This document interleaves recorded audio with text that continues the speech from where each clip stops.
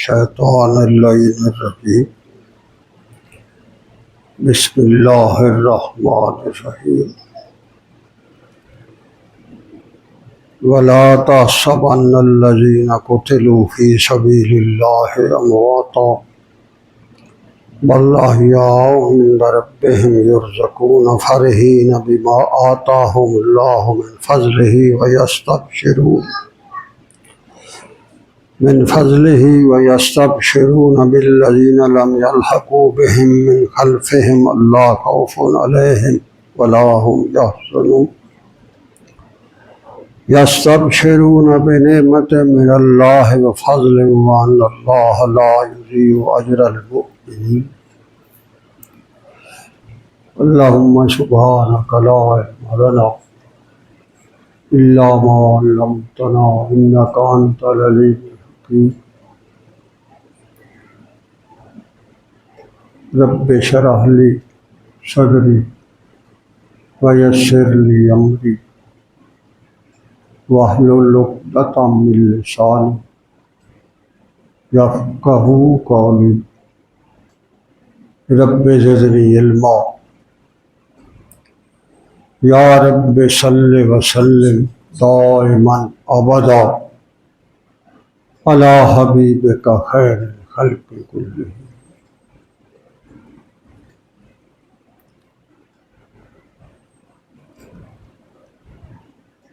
واجب الاحترام والذل حاضرین و ناظرین کرام، اللہ تبارک و تعالیٰ کی طرف سے نازل کردہ اس کا پاک کلام، یہ زندگی کے لیے انسان کو اس جہان میں رہنے کا ایک خوبصورت اور پاکیزہ اور پر لطف اور قابل عمل اور انتہائی سادہ ایک زندگی کا پیغام دیتا ہے۔ یہ اپنے اندر ایک مکمل نظام رکھتا ہے، یہ زندگی کے ٹھوس حقائق ان پر بات کرتا ہے، اور اس زندگی کے بعد کی زندگی کے بارے میں جو معلومات اللہ کے پاک کلام سے انسان کو ملتی ہیں وہ کسی بھی اور کتاب میں درج نہیں ہے۔ اسی لیے علماء فرماتے ہیں کہ جتنے بھی علوم ہیں ان کو موٹے موٹے دو شعبوں میں تقسیم کیا جا سکتا ہے۔ ایک کے بارے میں وہ کہتے ہیں علم الابدان، اور ایک کے بارے میں کہتے ہیں علم الادیان۔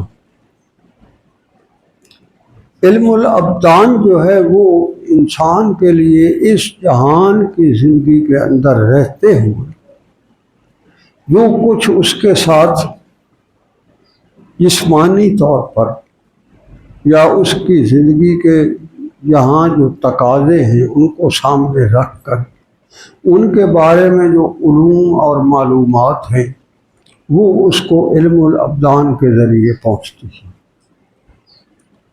مثال کے طور پر وہ اگر ایک فروٹ کھاتا ہے تو علوم ابدان کی روح سے اس کے بارے میں کیا وہ انسان کی کس مزاج کا ہو، اس کو کیا بیماری ہو، اس کو کیا مسئلہ ہو، کوئی تکلیف ہو، اس کے بارے میں وہ فروٹ جو ہے اس کی کس حد تک مدافعت کر سکتا ہے یا اس کے لیے وہ غیر صحت مند ہو سکتا ہے، ایسے علوم جو ہیں یہ علم الابدان۔ اور علم الادیان یہ ہے کہ جب تم اس جہان سے چلے جاؤ گے تو تمہاری اس زندگی گزاری ہوئی کا نتیجہ وہاں جو تیرے سامنے آئے گا وہ کیا ہوگا۔ یہ صرف علم الادیان جو ہے یہ انبیاء کرام کی شان ہے کہ وہ بیک وقت علم الابدان اور علم الادیان دونوں پر محیط ہوتے ہیں۔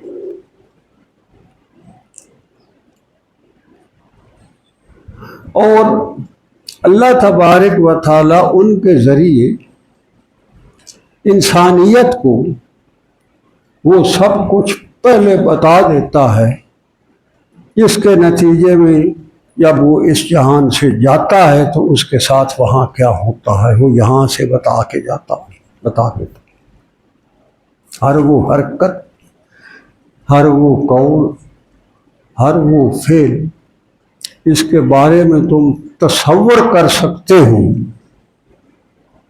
اس کے بارے میں معلومات اللہ کی طرف سے موجود ہیں۔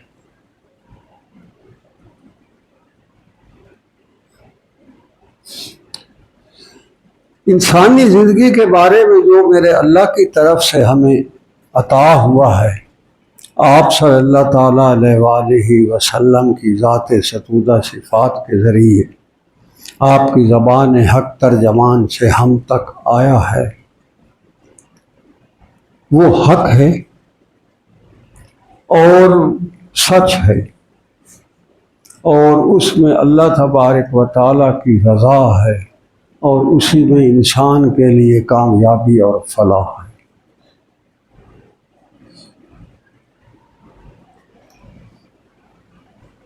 انسان کی سب سے قیمتی متاع اس جہان میں اس کی زندگی ہے،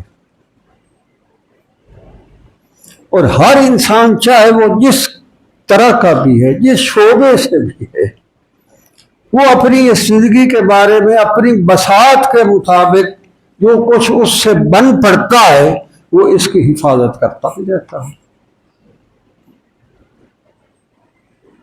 آپ دیکھتے ہیں اگر کوئی غریب آدمی بھی بیمار ہو جاتا ہے تو وہ اپنے گھر کی جمع پونجی بیچ کر بھی اپنا علاج کرتا ہے کہ کسی طرح یہ ہو جائے، مگر اس کے بارے میں اللہ کریم نے فرما دیا ہے، آپ صلی اللہ علیہ وآلہ وسلم کی طرف سے یہ ہم تک آ گیا ہے، قرآن نے فرما دیا ہے کہ تم جو کچھ بھی ہو یہاں بہرحال تمہیں یہاں سے کوچ کرنا ہے اور میرے حضور حاضری پہ آنا۔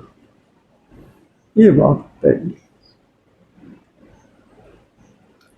خوش نصیب ترین طبقہ وہ ہوتا ہے جو اللہ کی عظمت اور تقدس، اس کے احکامات کی بجا آوری، اسلام کی آبیاری اور سنت خیر الانام کی پاسداری پر اپنی یہ قیمتی ترین متاع جو زندگی ہے وہ بھی لٹا دیتا۔ بڑا خوش قسمت بتاؤ۔ اور اللہ اتنا غیور ہے، وہ اتنا اس کی قدر کرنے والی ذات ہے کہ اس نے بھی اپنے پاک کلام میں اعلان کر رکھا ہے کہ جو میرے نام پر زندگی قربان کر کے آ رہا ہے اس کو تو مردہ نہیں کہہ سکتے، بات ہی ختم، تو نہیں کہہ سکتے۔ بھائی بظاہر تو اس پر تلوار چلی ہے، گولی لگی ہے، خون بہا ہے، روح نکلی ہے، اس کو نہلایا گیا ہے، کفنایا گیا ہے، دفنایا گیا ہے، قبر ہے، سب کچھ ہے، مگر اللہ کہتا ہے کہ تم اسے مردہ نہیں کہہ سکتے۔ وَلَا تَحْسَبَنَّ الَّذِينَ قُتِلُوا فِي سَبِيلِ اللَّهِ أَمْوَاتًا، خبردار اگر تمہارے میں یہ حساب کتاب کہیں تمہارے دماغ میں آ گیا کہ جو میرے راستے میں جان دے گیا ہے کہیں مردہ نہ کہہ بیٹھنا۔ واللہ یا قرآن اللہ خود کہ وہ زندہ، عند ربہم یرزقون، اس کو تو میں رزق دیتا۔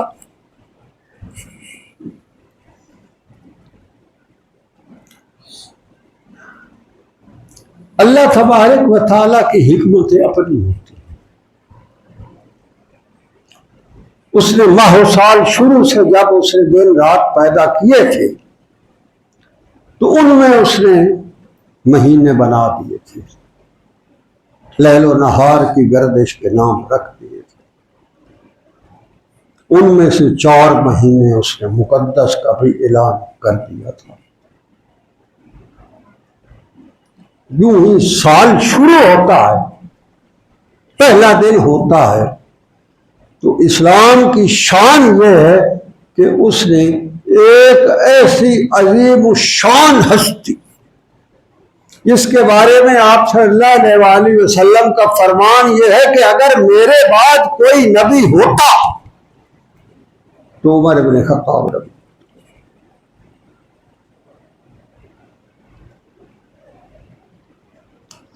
عجیب بات یہ ہے کہ ایک دفعہ صحابہ کی محفل لگی ہوئی تھی، حضرت عمر بن خطاب بھی تشریف فرما تھے، لوگ اپنے اپنی باتیں کر رہے تھے، تو صحابہ فرماتے ہیں ہم نے کہا امیر المومنین آپ بھی تو اپنے بارے میں ہمیں کچھ بتائیں، کوئی پرانی یادیں، کوئی اس طرح۔ فرماتے ہیں انہوں نے پتہ کیا فرمایا؟ انہوں نے کہا جس دن مکہ میں دار ارقم میں حاضر ہو کر آپ صلی اللہ علیہ وسلم کے قدموں میں اپنی تلوار گرا کر آپ کے دست اقدس کو چوم کر میں نے کلمہ پڑھا ہے، وہ دن اور آج کا دن میں نے کبھی بھی اپنے بائیں طرف بیٹھے ہوئے فرشتے کو قلم نہیں اٹھانے دی۔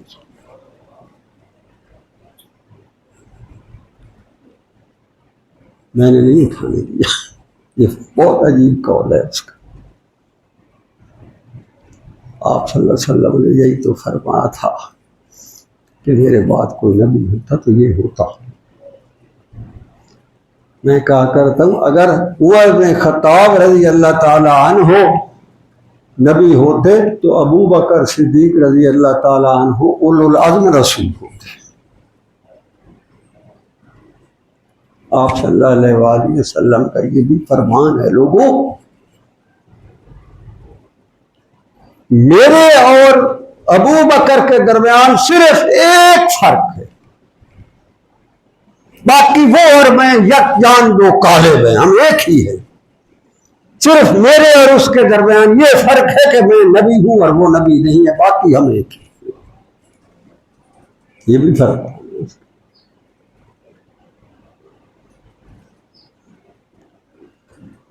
تو اللہ تبارک و تعالیٰ نے اسلام کی آغاز جو مہینہ ماہ و سال ہے اس کی جو ابتدا کی ہے، اس ابتدا کی اس نے اپنی جان کے نذرانے پیش کرنے کی وہ عبد العباد کی تاریخ رقم فرمائی ہے۔ عمر بن خطاب جیسی ہستی کو پہلے دن اپنے دین پر شہادت کے نام پر قبول۔ پتہ ہے شہادت کیا تھی؟ آپ ایک دعا فرمایا کرتے تھے اکثر، اللہم ارزق فی شہادت نفسک وبلد حبیبک، اللہ مجھے شہادت عطا فرما، اللہم ارزق شہادت فی نفسک فی بلد حبیبک، میں شہید ہونا چاہتا ہوں مگر یہی مدینہ تو نبی بھی۔ تو صحابہ پر ہنستے تھے، وہ کہتے تھے امیر المومنین ہاتھ دو، آپ کو ہمارے ہوتے ہوئے کون شہید کرے گا؟ ہم کریں گے، آپ کو کون کرے گا؟ کس کی جرات ہوگی؟ جب آپ ہم میں ہوں گے تو کوئی شہید کرے گا۔ تو آگے سے پتہ کیا فرماتے تھے؟ وہ فرماتے تم اللہ کو قادر نہیں سمجھتے، تم اللہ کو قادر نہیں سمجھتے، اگر وہ چاہے گا تو میری دعا قبول کر لے گا، تم ہنستے ہی رہ جاؤ۔ اللہ کی شان عظیم، حضرت حسین رضی اللہ تعالی عنہ کی شہادت بڑی عجیب، کربلا میں جا کر شہید ہوئے، عثمان ذی النورین مدینہ تو نبی میں شہید ہوئے، اور حضرت عمر بن خطاب رضی اللہ عنہ مسجد نبی کے محراب میں ریاض الجنہ میں شہید ہوئے۔ شہادتوں کے مقام دیکھیں آپ۔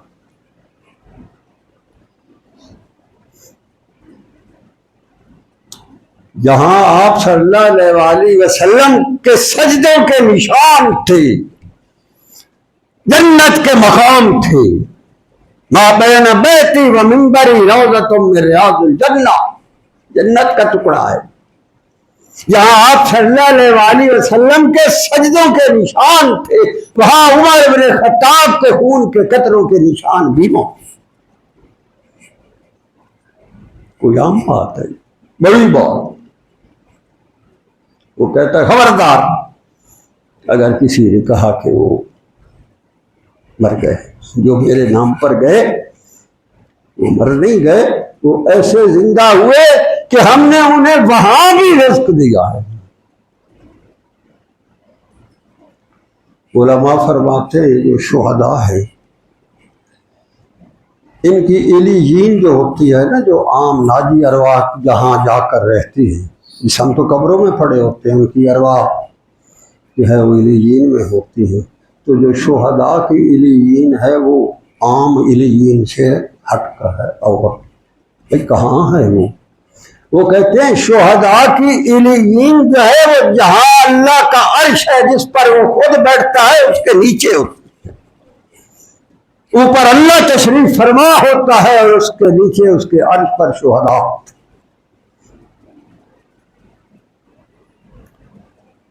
اور جب وہ شہید ہو رہا ہوتا ہے تو حدیث مبارکہ ہے شہادت سے پہلے، اس کی جان نکلنے سے پہلے اس شہید کو جنت میں اس کا مقام دکھا دیا جاتا ہے۔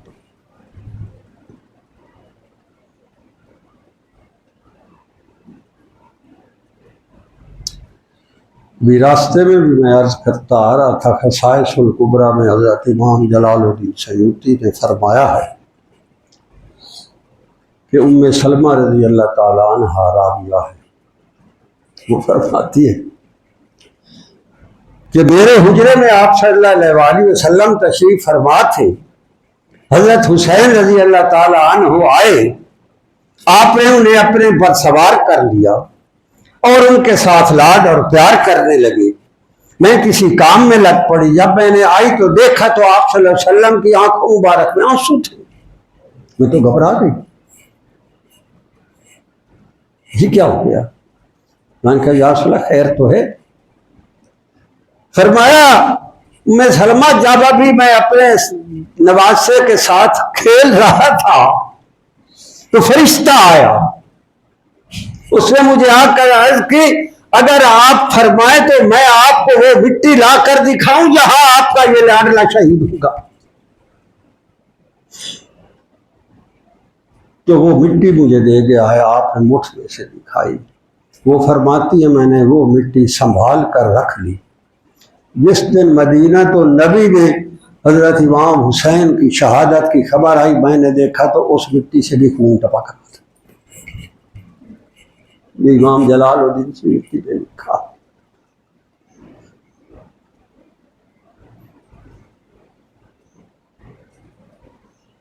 منہال رضی اللہ تعالیٰ عنہ ایک صحابی ہیں، وہ فرماتے ہیں جس دن حضرت امام حسین رضی اللہ تعالیٰ عنہ کا سر مبارک دمشق میں نیزے پر رکھ کر لایا گیا ہے، میں وہاں اس تھا موجود۔ بازار کے اندر کسی گھر میں کوئی بچہ سورۃ کہف کی تلاوت کر رہا تھا، ام حسبت ان اصحاب الکہف والرقیم کانوا من آیاتنا عجبا۔ اللہ کہتا ہے یہ جو اصحاب کہف کے جو غار اور کوہ کے اندر جو ان کا قیام ہے، یہ اللہ کی بڑی نشانیاں ہیں اور یہ بہت بڑا ایک اللہ کی طرف سے معجزہ ہے۔ تو فرماتے ہیں جب بچے نے یہ آیت تلاوت کی تو میں نے خود سنا ہے، حضرت امام حسین کا سر مبارک جو نیزے پر چڑھا ہوا ہے اس میں سے آواز آ رہی تھی جب میں نے اصحاب الکہف حملی و قتلی۔ ارے تجھے اصحاب کہف والی بات عجیب لگتی ہے، میرے سر کو نیزے پر چڑھا کر بازار میں چلایا جانا عجیب نہیں لگتا؟ صحابی کہتے ہیں میں نے یہ آواز سنی۔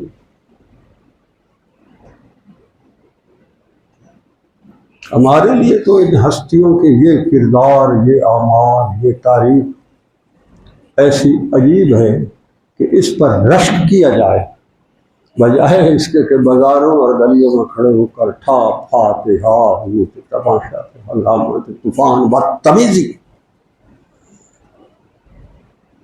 یہ ہمارے الگو میں ہے آج کے دور۔ شہید کے لیے بھی کوئی ٹھا پھا اور سینہ کو بھی کرتے۔ اگر اللہ ہمارے بچوں میں سے کسی کو یہ رتبہ دے آج شہادت اللہ کے نام پر چلے جائیں، تو کون والدین یا بہن بھائی ایسے ہیں جو اس کے سامنے جو ہے وہ کلہ پولا اپنے آپ کو شروع کرتے؟ کوئی ہے؟ کوئی شریف آدمی یہ کرنا پسند کرے؟ کیا یہ غلاظت اور گدگی صرف حضرت امام حسین کے لیے ہم نے رکھی؟ اللہ پناہ دے اس عذاب سے، اس کفر سے اللہ بچا۔ وہ تو کیا عجیب انسان تھے۔ یہی عمر بن خطاب رضی اللہ عنہ فرماتے ہیں کہ ایک دفعہ میں آپ صلی اللہ علیہ وسلم سے ملاقات کرنے گیا تو میں نے عجیب منظر دیکھا۔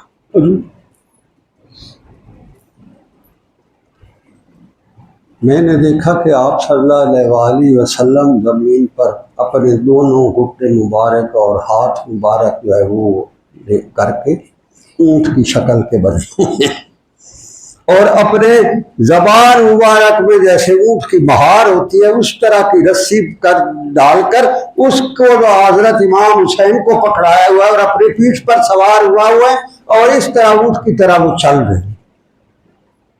یہ حدیث واقع تو میں تو ہکا بکا ہو گیا، میں تو یہ دیکھ کر ہی میں تو میرے منہ سے اچانک نہیں رہا نعم الجمل جملوں کا یا ابا عبداللہ۔ حضرت امام حسین کی کنیت ابا عبداللہ تھی۔ ایک بڑا زبردست اونٹ ہے تیرا، تو اونٹوں میں سب سے شان اونٹ ہے ابا عبداللہ جو آج آپ جس پر سوار ہے۔ تو آپ صلی اللہ علیہ وسلم نے اسی حالت میں جواب میں فرمایا نعم الراکب یا عمر بن خطاب، ارے سوار بھی تو دیکھ جو اس کے اوپر سوار ہے وہ کتنا عظیم۔ یہ بھی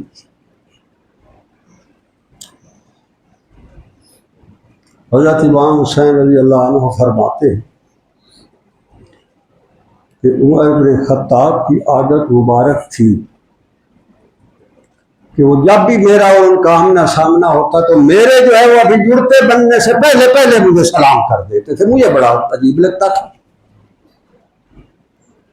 میں چھوٹا ہوں وہ بڑے ہیں، امیر المومنین ہیں، میرا حق فرض بنتا ہے میں ان کو آتے ہوئے پہلے سلام، مگر کبھی ایسا موقع آنے نہیں دیا انہوں نے کہ سلام میں نے پہل کر دیا، ابھی میرا ارادہ بنا تو دور سے سلام کر دیتے۔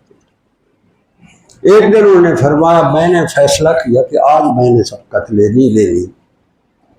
عجیب بات آتے ہیں نزدیک۔ میں نے دیکھا دور گلی میں حضرت عمر بن خطاب رضی اللہ عنہ تشریف لا رہے ہیں، تو گلی کی ایک منڈیر تھی، موڑ سی، میں اس میں چھپ کر کھڑا ہو گیا۔ میں نے کہا مجھے پتہ نہ چلے کہ میں آگے کھڑا ہوں، یوں ہی نزدیک آئیں گے میں بول دوں۔ تو میں چھپ کر کھڑا ہوا اور آپ تشریف لا رہے تھے منہ دھیان۔ اب جب نزدیک آئے میں ابھی کہنے لگا تھا انہوں نے پھر سلام میں پہل کر دی۔ تو میں نے کہا کہ یہ آپ کو پتہ لگ گیا تھا میں ہوں؟ کہا ہاں پتہ لگ گیا تھا۔ کیسے پتہ لگ گیا تھا؟ انہیں فرمایا آپ چاہے ستون کے 100 پردوں کے پیچھے بھی کھڑے ہوں، میں جب آ رہا تھا تو اللہ کی قسم مجھے وہی خوشبو آئی جو محمد رسول اللہ سے ہمیں آتی تھی۔ میں نے اس لیے سلام کر دیا، میں نے کہا یہ حضرت حسین ہی ہوگا، میں نے اس لیے پہلے سلام، آپ کو وہی خوشبو مجھے آتی ہے جو آپ صلی اللہ علیہ وسلم کی طرف سے آتی ہے۔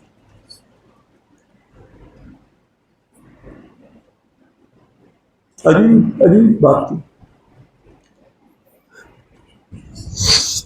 وہ فرماتے ایک دفعہ میں ملنے گیا تو گھر کے باہر جو تھے حضرت عبداللہ بن عمر جو آپ کے عمر بن خطاب رضی اللہ عنہ کے بیٹے تھے وہ باہر بیٹھے تھے گھر کے۔ تو میں نے پوچھا آپ باہر کیوں بیٹھے؟ تو انہوں نے بتایا کہ اندر ابو کی کوئی میٹنگ ہو رہی ہے بہت بڑی ہے، خلافت کے امور کے بارے میں، اکابر صحابہ بیٹھے ہوئے، تو ابو نے مجھے کہا آپ باہر بیٹھ جائیں، ہم ذرا اپنی میٹنگ کر لیں، تو اس لیے باہر بیٹھ۔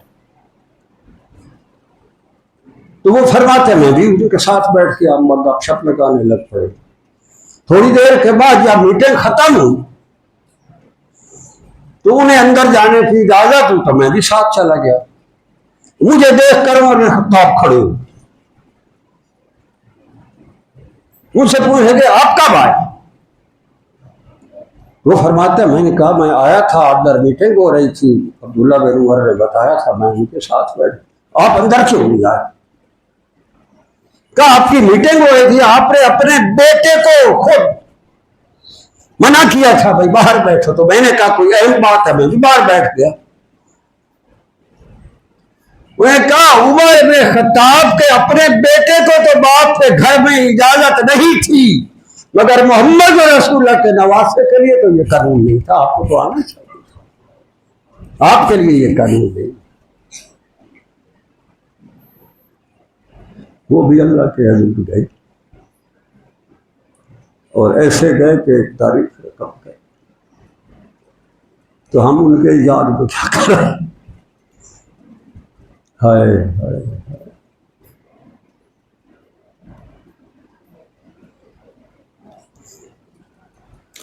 تو اللہ کہتا ہے جو میرے نام پر شہید ہوتے ہیں خبردار، وَلَا تَحْسَبَنَّ الَّذِينَ قُتِلُوا فِي سَبِيلِ اللَّهِ أَمْوَاتًا، خبردار انہیں مت کہو کہ وہ قتل ہوئے تو ہیں یا اللہ، تلوار تو چلی ہے، گولی تو لگی ہے، زخمی تو ہوئے، خون تو گرا، تڑپ کر انہیں جان تو دی ہے، ہم نے انہیں کفن دیا ہے، جنازہ پڑا ہے، زیر زمین گئے، مگر آپ کا قانون بڑا۔ اللہ کہتا ہے صرف یہی نہیں کہ انہیں مردہ نہ کہو، بلکہ تجھے پتہ ہونا چاہیے میری طرف سے انہیں رزق بھی عطا ہوگا۔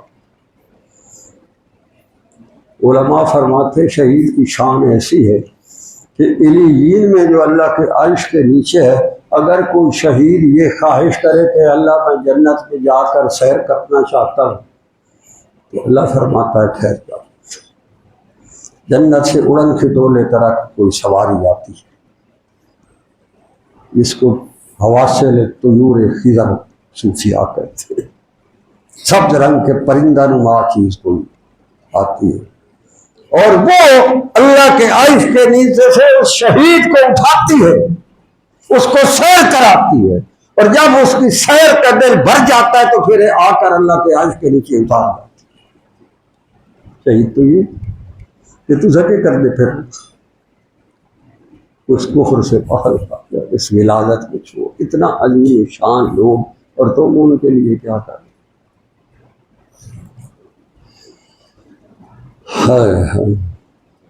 وہ کہتا ہے بَلْ عِنْدَ رَبِّهِمْ يُرْزَقُونَ، وہ جہان اس جہان سے علیحدہ ہے،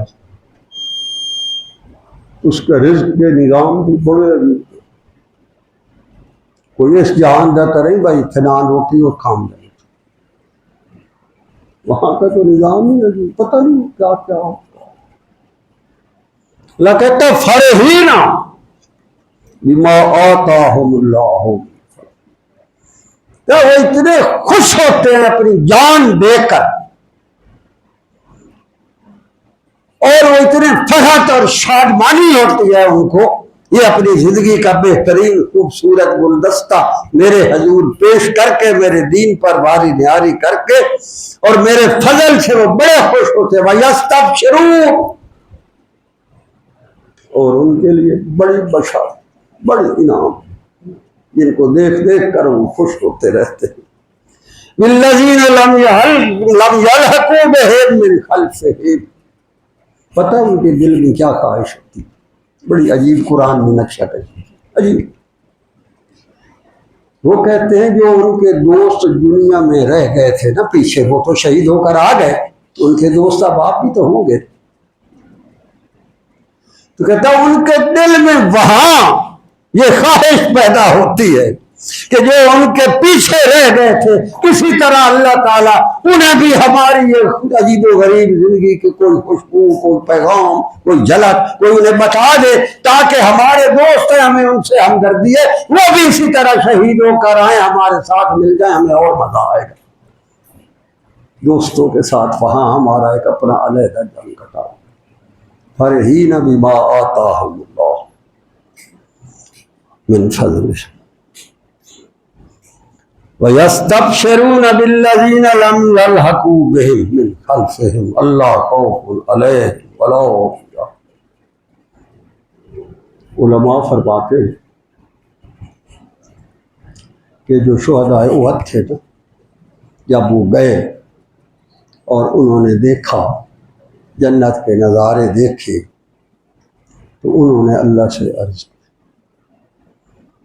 اے اللہ، یہ جو ہمارے آپ پیچھے صف بنائے کھڑے ہیں اور تیرے نام پر اپنی جانوں کے نذرانے پیش کرنے کو تیار کھڑے، آپ صلی اللہ علیہ وآلہ وسلم کی آپ ان کے ایک اشارے پر اپنی جان ہتھیلی پر رکھ کر کھڑے،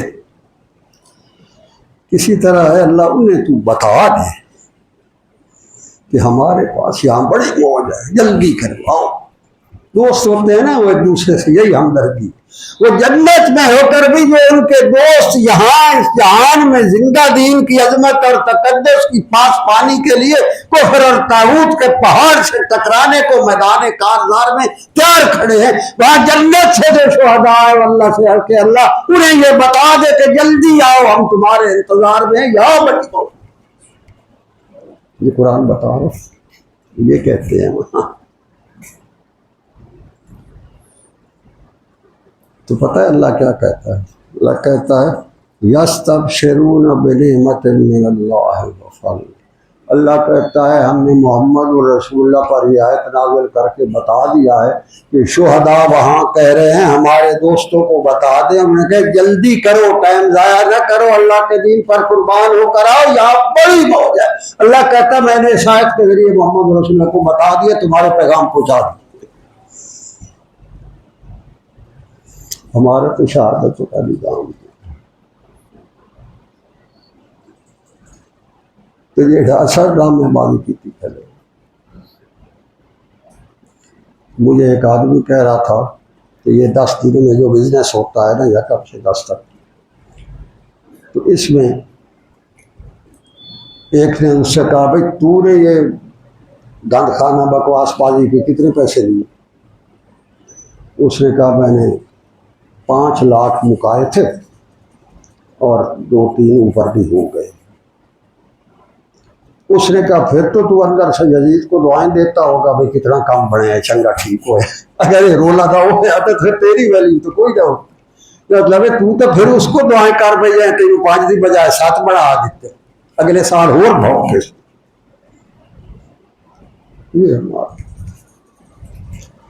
اللہ کہتا ہے وَأَنَّ اللَّهَ لَا يُضِيعُ أَجْرَ الْمُؤْمِنِينَ، کہ جو ہمارے دین کی عظمت اور تقدس کے اوپر قربان ہوتا ہے ہم اس کے لیے عجیب و غریب اپنے انعامات کرتے ہیں۔ یہی احد میں حنظلہ کی موت دیکھی آپ، شہادت کیسی تھی۔ واحد ہستی ہے جس کو یہ لقب ہے غسیل ملائکہ، اس جہان میں جاتے جاتے اس کے جسم کو جنت کے چشمے بہا لا کر فرشتوں سے غسل دلوا کر محمد رسول اللہ سے الوداع کروایا۔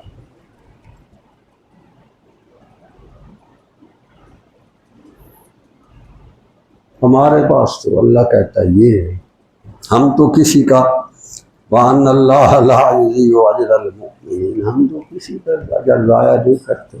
یہ ٹھا پھا یہ نیرا کفر ہے، نیری غلاظت، نیرا گند ہے۔